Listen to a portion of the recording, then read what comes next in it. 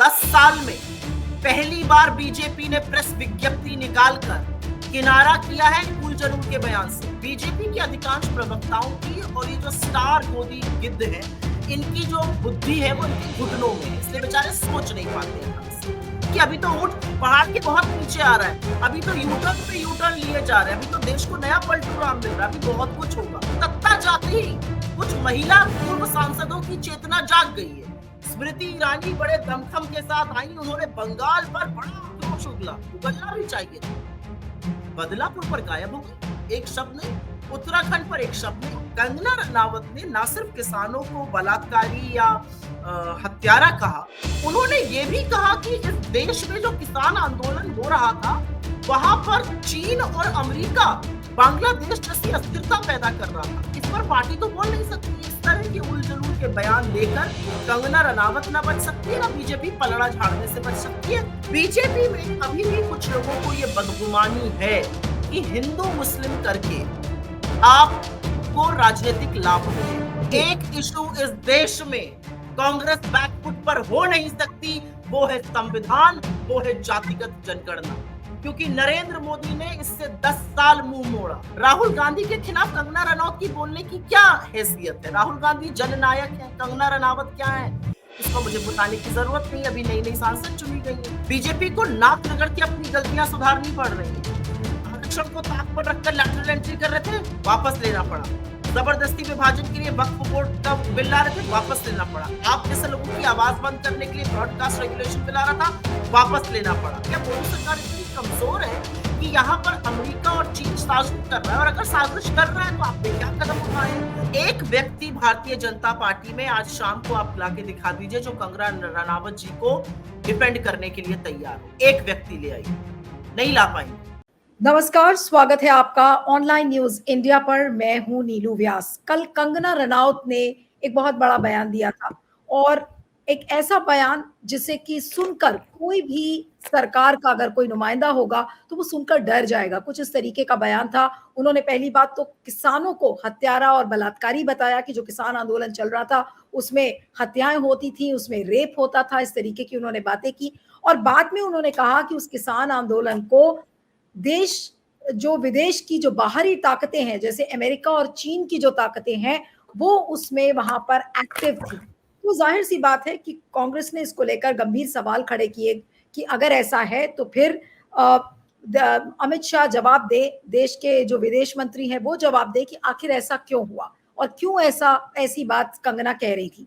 तो आज यानी कि अगले दिन बीजेपी ने अपने आप को कंगना रनावत के उस बयान से अलग कर दिया है, और उसकी मजबूरी थी कि भाई उस बयान का खामियाजा बीजेपी को शायद हरियाणा के चुनाव में भुगतना पड़ता। और हरियाणा ही क्यों, महाराष्ट्र और जहां जहां चुनाव हो रहे हैं हर जगह किसान हैं, और किसान उस बयान को ठीक से शायद नहीं लेते, और कभी भी जो उन्होंने बातें कही उसकी बातों से कभी भी अग्री नहीं करते किसान।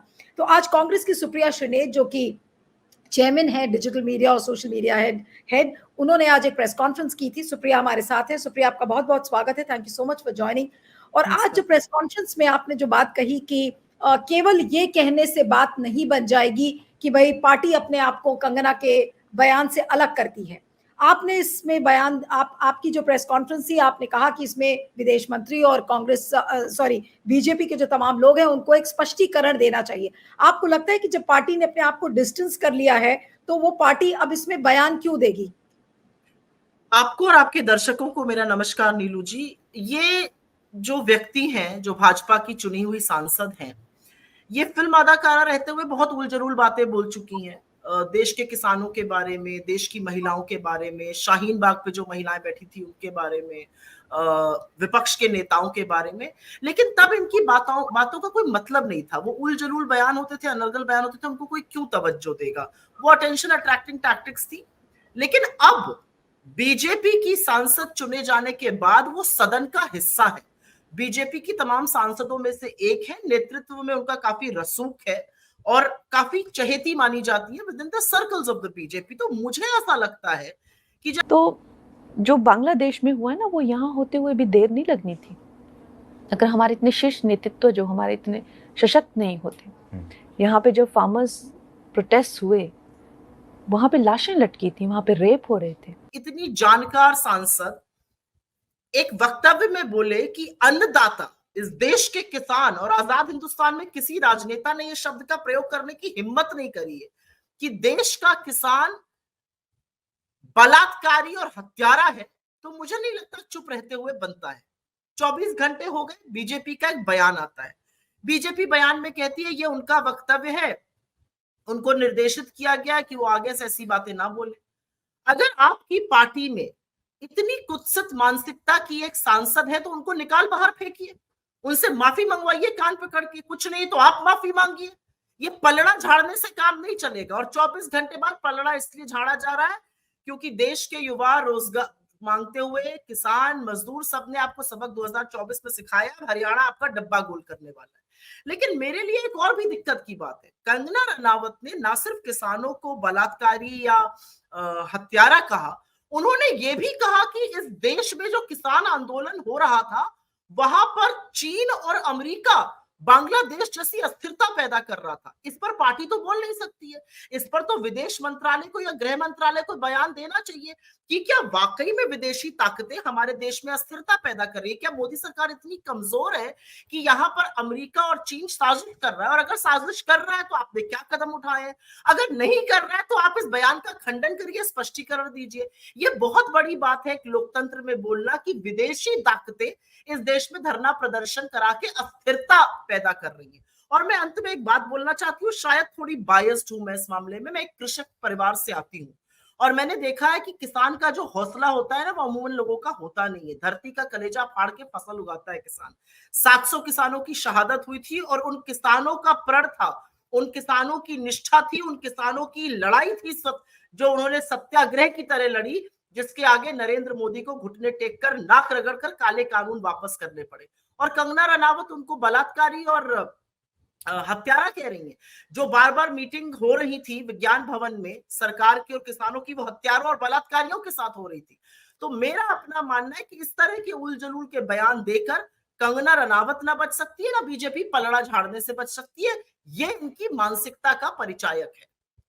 लेकिन आपने जो बातें कही कि उनको माफी मांगनी चाहिए, और अगर वो नहीं माफी मांगती तो फिर सरकार में प्रधानमंत्री मोदी माफी मांगे या गृह मंत्री माफी मांगे, लेकिन आपको लगता है कि ऐसा कभी होगा? क्योंकि कंगना रनावत के कितने ऐसे बयान हैं जहां पर बीजेपी को इंटरवीन करके और उनसे कुछ ना कुछ बोलना चाहिए था, लेकिन उन पर बीजेपी ने कोई लगाम नहीं लगाई। मैं अभी राहुल गांधी के ऊपर बयानों पर आ ही नहीं रही हूँ कि उन्होंने क्या क्या बोला, लेकिन उल जलूल बयान, जैसे 2014 के लिए उन्होंने कहा था कि आजादी तो, असली आजादी देश को 2014 में मिली। जी नीलू जी, देखिए 2014 में आजादी मिली, या आजाद भारत के पहले प्रधानमंत्री सुभाष बाबू हुए, या वल्लभ भाई इसलिए प्रधानमंत्री नहीं हुए क्योंकि उनको अंग्रेजी नहीं आती थी। ये अलग बात है कि वो बैरिस्टर थे इंग्लैंड में और वहां पर वो लॉ प्रैक्टिस करते थे, धारा प्रवाह अंग्रेजी बोलते थे। राहुल गांधी के बारे में जो उन्होंने रंगर बातें कही, ये सारी बातें उन्होंने एक अदाकारा रहते हुए कही। तो एक अदाकारा से हमें क्या वास्ता है? ऐसे तमाम लोग घूमते रहते हैं, ऐसे तमाम लोग हैं जो अनर्गल बातें करते रहते हैं, बेवकूफी के बयान दिया करते हैं, हमें उनसे कोई फर्क नहीं पड़ता। राहुल गांधी के खिलाफ कंगना रनौत की बोलने की क्या हैसियत है? राहुल गांधी जननायक है, कंगना रनावत क्या है इसको मुझे बताने की जरूरत नहीं, अभी नई नई सांसद चुनी गई है। कंगना रनावत ने लेकिन जो इस देश के किसानों के लिए बोला, जो इस देश के अन्नदाताओं के लिए बोला, एक ऐसे वर्ग के खिलाफ खड़ी हो गई वो जो इस देश का पेट पालता है। और इसलिए बीजेपी को किनारा करना पड़ा, इसलिए बीजेपी को इंटरवीन करना पड़ा, क्योंकि उनको पता था कि चाहे वो पंजाब का किसान हो या हरियाणा का हो या उत्तर प्रदेश का हो या केरल कर्नाटक का हो, इस तरह का अपमान कोई किसान नहीं सहेगा और इसका खामियाजा उनको अभी उठाना पड़ेगा। सुप्रिया, अगर मान लीजिए कि ऐसा कोई जो जिस चीज की आपने आज प्रेस कॉन्फ्रेंस में डिमांड की, और अगर ऐसा नहीं होता है और जिसकी उम्मीद भी नहीं है कि बीजेपी ऐसा कुछ करेगी कंगना रनौत के लिए, तो फिर इस डिमांड को कांग्रेस कहां तक आगे लेकर जाएगी? क्या ये एक बड़ा चुनावी मुद्दा बनेगा हरियाणा और महाराष्ट्र? मैं आपको एक बात बहुत क्लियरली और दिल पर हाथ रख के बता रही हूं, 10 साल में पहली बार बीजेपी ने प्रेस विज्ञप्ति निकालकर किनारा किया है उल जलूल के बयान से। आप लोगों ने पूरा 2024 का चुनाव देखा था, उसमें चाहे अनंत हेगड़े हो, चाहे ज्योति मिर्धा हो, क्या चाहे गिरिराज सिंह हो, चाहे लल्लू सिंह हो, चाहे अरुण गेबुल हो, लगातार कहते थे संविधान बदलना है, संविधान बदलना है। लेकिन तब इतना सत्ता के नशे में चूर थी ये सरकार कि उन्होंने कोई बयान नहीं, कोई विज्ञप्ति नहीं दी। अब उनको समझ में आ गया कि इस तरह का एक तरफा नैरेटिव नहीं चलेगा। किसानों को गाली देना इस देश को अस्वीकार्य है। इस देश में चुनाव होते हैं और चुनावों में लोग अपना मत देते हैं। हरियाणा अपनी बेटियों के साथ जो आपने किया है उसका बदला, और हरियाणा, पंजाब, इस देश के सारे किसानों पर जो आपकी सांसद कह रही है उसका बदला बैलेट पर लेगा। मेरे लिए ये बहुत बड़ी बात है कि बीजेपी ने 10 सालों में पहली बार प्रेस विज्ञप्ति निकाल कर ये कहा है कि हमारा इससे कोई वास्ता नहीं। पलड़ा झाड़ने की कोशिश जरूर है, लेकिन ये किया गया, ये भी पिछले 10 साल में पहली बार हुआ है। तो अभी तो देखिए, अभी तो ऊंट पहाड़ के बहुत नीचे आ रहा है, अभी तो यूटर्न पे यूटर्न लिए जा रहे हैं, अभी तो देश को नया पलटू राम मिल रहा है, अभी बहुत कुछ होगा। और मेरे लिए ये, हमारे लिए घमंड की बात नहीं है, ये लोकतंत्र की ताकत है। नहीं, लेकिन बीजेपी तो इसको उस तरह से लेगी नहीं। लेकिन जो मेरा सवाल था कि अभी आने वाले जो राज्यों के चुनाव हैं उसमें ये कंगना रनौत का बयान कांग्रेस किस हद तक लेके जाएगी, क्योंकि किसान, जवान, पहलवान, तमाम वो इश्यूज है जो हरियाणा में काफी डोमिनेंट रहेंगे। और जिस तरीके की बातें उन्होंने किसानों के लिए की है, तो क्या ये एक बड़ा मुद्दा बनेगा, भले ही बीजेपी ने अपना पल्ला झाड़ लिया हो? नीलू जी, आपसे मैं एक बात बहुत पते की कहना चाहती हूँ। ये जो आपने कहा ना कि बीजेपी शायद ऐसा नहीं करेगी, बीजेपी को नाक रगड़ के अपनी गलतियां सुधारनी पड़ रही हैं। आरक्षण को ताक पर रखकर लैटरल एंट्री कर रहे थे, वापस लेना पड़ा। जबरदस्ती विभाजन के लिए वक्फ बोर्ड का बिल ला रहे थे, वापस लेना पड़ा। आप जैसे लोगों की आवाज बंद करने के लिए ब्रॉडकास्ट रेगुलेशन बिल आ रहा था, वापस लेना पड़ा। ऐसे तमाम कानून है, एलटीसीजी मिडिल क्लास की कमर तोड़ रहे थे, वापस लेना पड़ा। तो मुझे नहीं लगता कि ये बीजेपी 2014 से 24 तक की बीजेपी है। इस बीजेपी को जनता ने अपनी ताकत का एहसास कराया है और उस ताकत के आगे ये बार बार झुकेंगे। आपको लगता है कि इनके संगी साथी, इनके घटक दल इस बयान से बड़े खुश थे? मैं तो जानती हूं और पते से जानती हूं कि बीजेपी के अंदर के लोगों में ये चर्चा थी कि ऐसे व्यक्ति को पार्टी से निष्कासित कर देना चाहिए, क्योंकि आज वो ये कह रही है, कल वो कुछ और कहेंगी। आपका खेत मेड़ का झगड़ा तो है नहीं किसी से। आप एक अदाकारा है, आप सांसद बन गई, थोड़ी तो गरिमा लाइए, थोड़ी तो मर्यादा लाइए अपने आचरण में। आप किसानों को, आपने किसान में आंदोलन में जब औरतें बैठती थी तो आप कहते थे ये 500-500 रुपए पे बैठी है, उसका हश्र क्या हुआ था? और मैं हिंसा का लेश मात्र भी समर्थन नहीं करती हूँ, लेकिन आक्रोश देखा था आपने उस सीआरपीएफ महिला कांस्टेबल के अंदर। तो ये जो बातें है ना, ये आक्रोश फैलाती है, ये गलत बात है, ये नहीं करनी चाहिए। किसी को भी बलात्कारी और हत्यारा कह देना क्या छोटी सी बात होती है? और इस देश के अन्नदाताओं को, इस देश के किसानों को, कंगना रनावत को पता भी है कि वो क्या प्रदर्शन कर रहे थे, उनको पता भी है वो बिल क्या थे, उनको पता भी है वो बिल वापस क्यों लेने पड़े, उनको पता भी है कि 700 किसानों की शहादत हुई और गर्मी, धूप, बरसात, आंधी, पानी सब कुछ झेलते हुए वहां पर किसान बैठे रहे। वो कह रही है आज भी वो बैठे हुए। कौन आज भी बैठे हुए?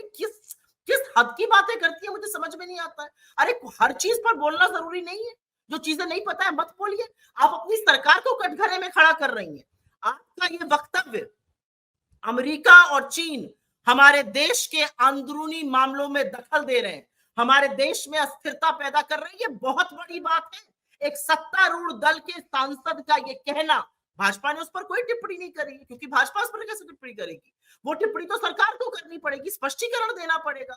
आप एक ग्लोबल वर्ल्ड में रहते हैं, यहाँ पर मल्टीलैटरल्स हैं, आपका चीन से कुछ दिक्कतें हैं, आपके अमेरिका से डिप्लोमेटिक रिलेशंस है, आपको दोनों लोगों से बातचीत करनी पड़ती है। और यहाँ पर आपकी सत्तारूढ़ दल की सांसद करेगी, ये हमारे देश में आके अस्थिरता फैला रहे हैं। अरे हिंदुस्तान के लोकतंत्र की जड़ें बड़ी मजबूत हैं। आप लोग बांग्लादेश भले करना चाहिए, कभी नहीं होगा यहाँ पर ऐसा। नहीं, लेकिन जिस शय के साथ कंगना रनौत अभी तक बयान दे रही थी, तो पिछले 10 साल का तो जो मोदी जी को मैंडेट मिला हुआ था, तो ठीक है, स्मृति ईरानी भी कुछ भी बोल के चली जाती थी, कंगना रनौत भी अब स्मृति ईरानी की जगह ले रही हैं। क्या अब आपको लगता है कि एक वो दौर आ रहा है, क्योंकि विपक्ष भी अकाउंटेबिलिटी को फिक्स अप कर रहा है, जनता भी साथ में जवाबदेही मांग रही है, तो क्या बीजेपी का अब एक ऐसा दौर आने वाला है जो एक जमाने में बीजेपी कांग्रेस के लिए कहती थी कि देखिए उनके तो स्पोक्स पर्सन आते ही नहीं है, डिबेट्स में ही नहीं आते, वो डिबेट्स में जाते नहीं है। क्या वो दौर एक बीजेपी का भी अब वही दौर वापस आएगा कि उनके जो स्पोक्स पर्सन हैं वो डिबेट से दूर भागेंगे, उनके सांसद हैं वो कुछ बोलने से कतराएंगे? एक व्यक्ति भारतीय जनता पार्टी में आज शाम को आप लाके दिखा दीजिए जो कंगना रनावत जी को डिफेंड करने के लिए तैयार हो। एक व्यक्ति ले आइए, नहीं ला पाएंगे, क्योंकि सबको पता है उन्होंने गलत कहा है। और आप बिल्कुल सही कह रही है, शह मिल रही थी, क्योंकि उस शह से वो विपक्ष के खिलाफ उलझुल बातें करती थी, सुर्खियों में बनी रहती थी, राहुल गांधी को कुछ कह देती हैं। इससे कोई फर्क पड़ता है? राहुल गांधी को आप सड़क के ऊपर खड़े होकर या छत के ऊपर खड़े होकर कुछ भी कहिए, कोई फर्क नहीं पड़ता है। राहुल गांधी इस देश के जननायक है। राहुल गांधी वो व्यक्ति है जिसमें देश अपनी उम्मीद, अपना हौसला, अपनी कल की आकांक्षा देख रहा है। राहुल गांधी को लोग मानते हैं कि यही एक आदमी जो मोदी से दमखम के साथ आंख में आंख डाल के लड़ता है, यही एक आदमी जिसने मोदी की बिल्कुल बोलती बंद कर दी है। तो कंगना रनावत जैसे लोगों से फर्क पड़ेगा, लेकिन अभी तक इन लोगों को यूज किया गया।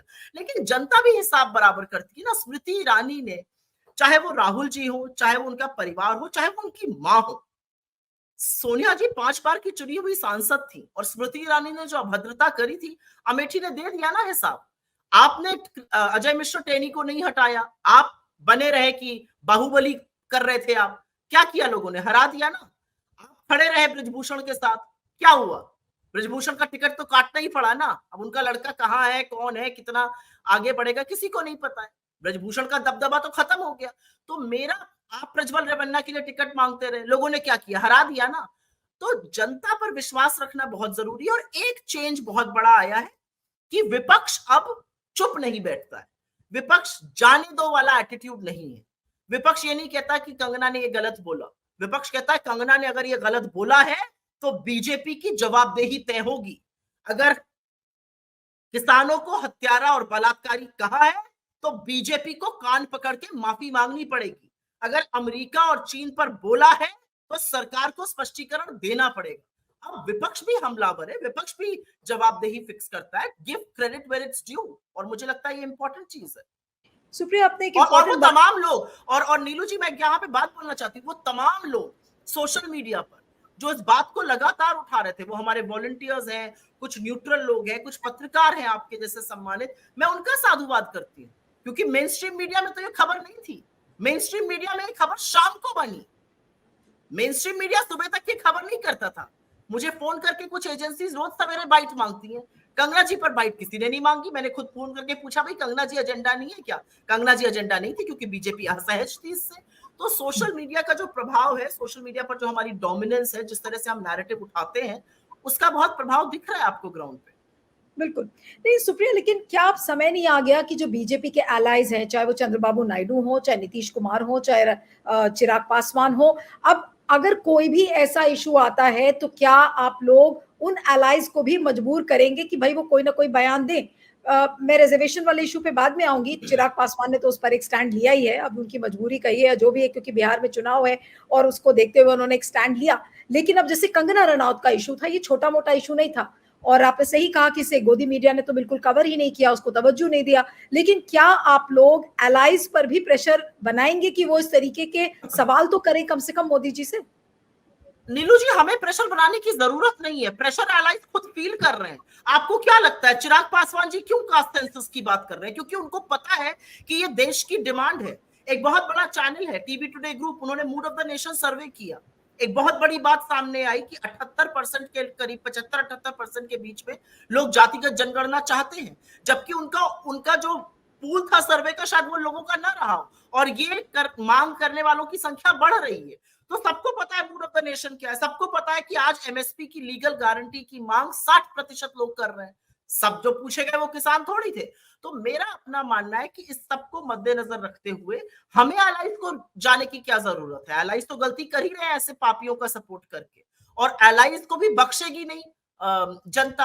आपको क्या लगता है 5 साल आपने निरंकुशता करी जेजेपी ने मिलकर हरियाणा में, और अब आप दूध से धुल जाएंगे, आप गंगा जल से नहा के साफ सुथरे हो जाएंगे? जो काम खट्टर सरकार ने गलत किया उसमें आपकी इक्वल भागीदारी थी। जो जो काम गलत कर रही है मोदी सरकार, उसमें इक्वल भागीदारी है घटक दलों की, चाहे वो जदयू हो, चाहे वो टीडीपी हो, चाहे वो पासवान जी की पार्टी हो, चाहे वो एकनाथ शिंदे का घटक दल हो, सबकी गलती है। तो इसका खामियाजा तो आपको भुगतना पड़ेगा। अभी होने दीजिए ना चुनाव, हरियाणा में, महाराष्ट्र में, झारखंड में, जम्मू कश्मीर में, हर जगह दूध का दूध पानी का पानी होने वाला है। जनता के मूड से खुद इनके घटक दल भयभीत है। और मैं आपको एक बात और बता दूं, अगर आज शाम तक बीजेपी ने ये विज्ञप्ति न निकाली होती, जो कि एक्चुअली पल्ला झाड़ना है, आज शाम तक अगर उन्होंने ना निकाली होती, तमाम घटक दल और तमाम बीजेपी के सांसद जो इन जगहों से आते हैं, जो पूरे देश में फैले हुए हैं, वो जरूर जवाबदेही करते, जरूर इसके खिलाफ बोलते, ये मुझे पता है। सुप्रिया, आज हर बात पे, कल तो कंगना रनौत ने भी बांग्लादेश का जिक्र किया कि बिल्कुल बांग्लादेश जैसे हालात हो जाते। कंगना रनौत को छोड़ दीजिए, आज तो मुख्यमंत्री योगी आदित्यनाथ ने भी कुछ इस तरीके की बातें कही बांग्लादेश से जुड़ी हुई कि अगर कटेंगे बटेंगे तो कटेंगे, इस तरीके का बयान आज उन्होंने दिया। उस पर क्या कहेंगी कि आपको लग रहा है कि अभी भी जो बीजेपी कुछ अपने सबक सीख रही है? ठीक है, उन्होंने प्रेस विज्ञप्ति छापकर और उनकी जो एक पॉलिटिकल एक्सिजेंसी रही होगी, इस वजह से उन्होंने एक इस तरीके का प्रेस विज्ञप्ति निकाल दिया, लेकिन मुख्यमंत्रियों का क्या? अगर आज चाहे वो मोहन यादव हो, चाहे फिर योगी आदित्यनाथ क्यों ना हो। देखिए नीलू जी, मैं आपसे एक बात कहती हूँ और वो बात सुननी और कहनी जरूरी है। बीजेपी की लास्ट लाइन विज्ञप्ति की क्या थी? सबका साथ, सबका विकास, सबका प्रयास, सबका विश्वास। उसी दिन, ठीक उस दिन जिस दिन सबके साथ की बात हो रही है, उत्तर प्रदेश के मुख्यमंत्री, और आज के दिन, आज क्या दिन है? आज कृष्ण जन्माष्टमी है। कृष्ण हम सबके आराध्य हैं, कृष्ण प्रेम का स्वरूप है। योगी आदित्यनाथ जी कृष्ण जन्मभूमि गए पूजा करने, और वहां पर आप इतने नफरती भाषण दे रहे हैं। अरे आज के दिन की मर्यादा रख देते। आप संविधान की शपथ लेकर मुख्यमंत्री बने ना, संघ ने तो आपको ऊपर से नहीं टपका दिया है। लोकतांत्रिक तरीके से आपकी पार्टी चुनाव जीती, संविधान को चलाने के लिए संविधान की शपथ लेकर आप मुख्यमंत्री बने।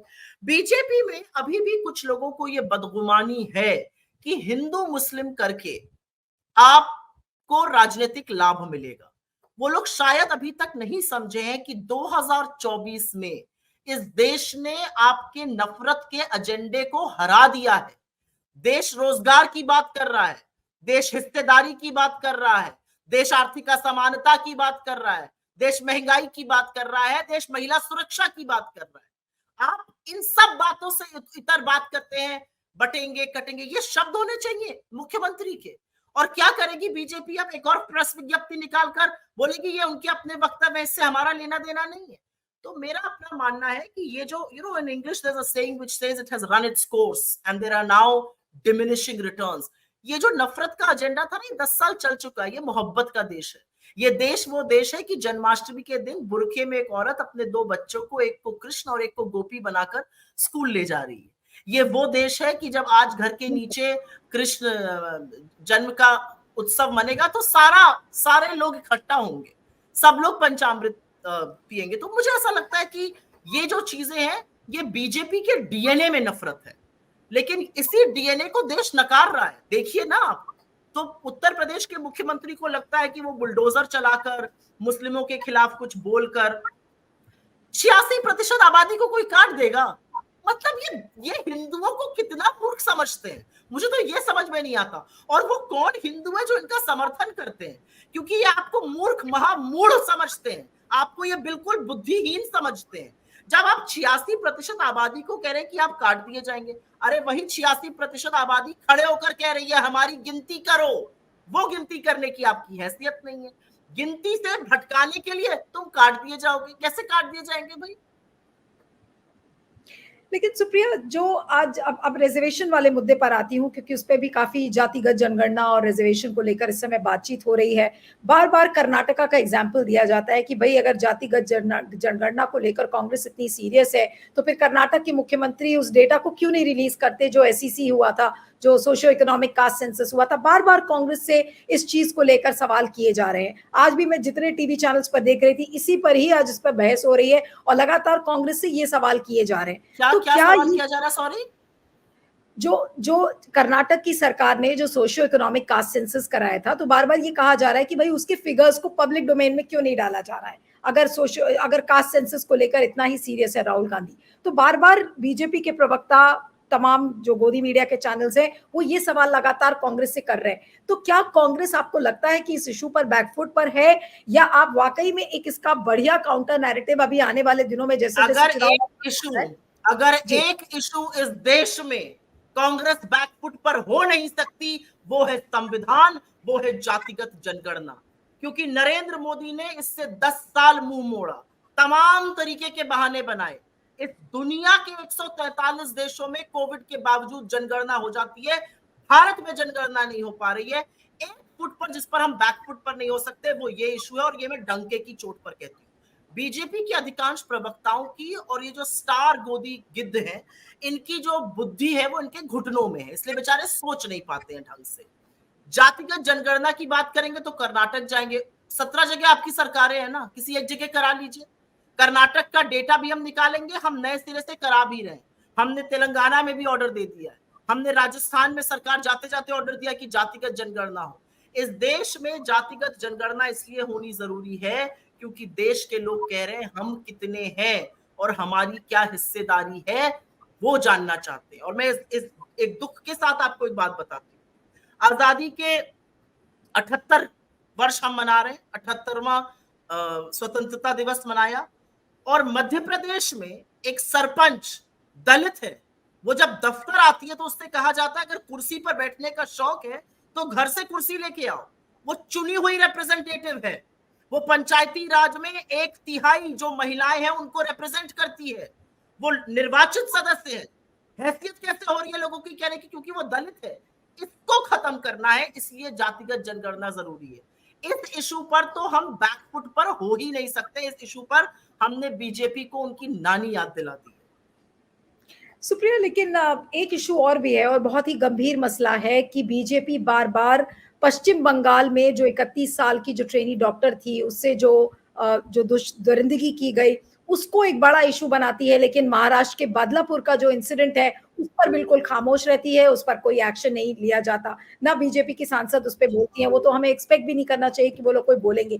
तो ये जो एक दोहरा रवैया बार बार मोदी सरकार का नजर आता है महिलाओं के इशू पर, अब क्योंकि चुनाव पास आ रहा है, आपको क्या लगता है कि ये कितना बड़ा इशू बनेगा महाराष्ट्र में खासकर?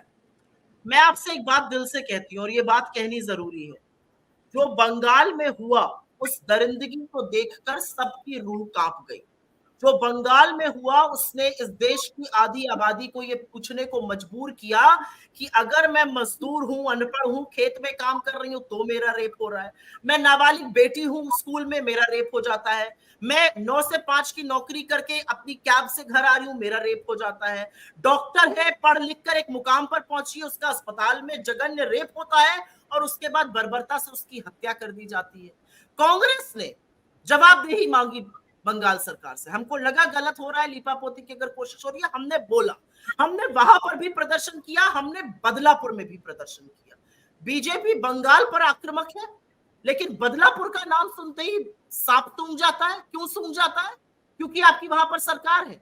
प्रधानमंत्री नरेंद्र मोदी कल एक कार्यक्रम में कहते हैं महिला सुरक्षा की जिम्मेदारी राज्य सरकारों की है, हम बार बार आगाह करना चाहते हैं। तो अपनी महाराष्ट्र की, अपनी यूपी की, अपनी बिहार की सरकारों को, उत्तराखंड की सरकारों को क्यों नहीं आगाह कर रहे हैं?